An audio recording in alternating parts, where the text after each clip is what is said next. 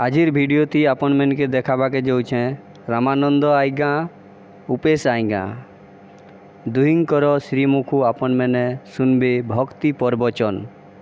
आपण मन के जदि भक्ति प्रवचन तांकर पसंद लागबा लाइक गुटे करबे सब्सक्राइब करबे। सत्यरे धर्मर बास, शांतिरे धर्मर पूजा, दयारे धर्मजात, क्षमारे धर्म रक्षा, सत्यरे सर्व परिस्थिति सत्य, मुख्य अमृत अटे। सत्य अर्थात जो अक्षय, अरूप, नित्य, चिरस्थायी, सत्य श्री सुंदर, सत्य उपासक श्री अमर, तांक कर्म धर्म बुद्धि ज्ञान प्रभृति सबु सत्य सत्य अटई।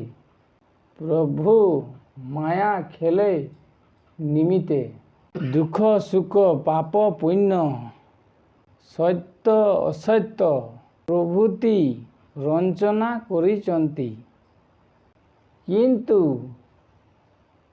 प्रभु सच्चिदानंद परम ब्रह्म सत्य असत्यर सर्व उदरे अछंती।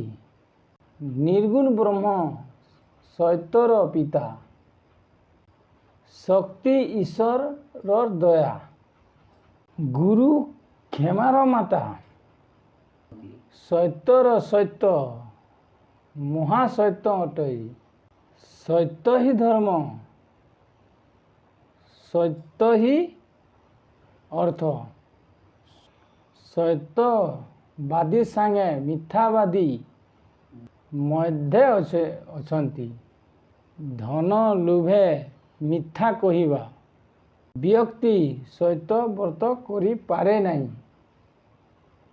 और गोटे कथा आज्ञा हाँ देखा जे किताबे कर्म फलर तत्व इटा दयाकर बुझाई दे बोली।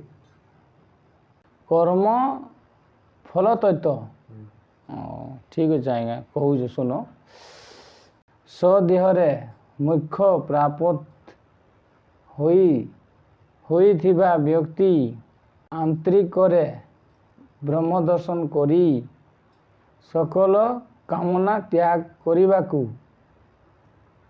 मनरे बल पाई थाई। उक्त साधना को प्रभु पादरे कर्म फल संपूर्ण कर्म फल त्याग कहा जाए। परम ब्रह्म को आह्वान विसर्जन करा जाए नहीं।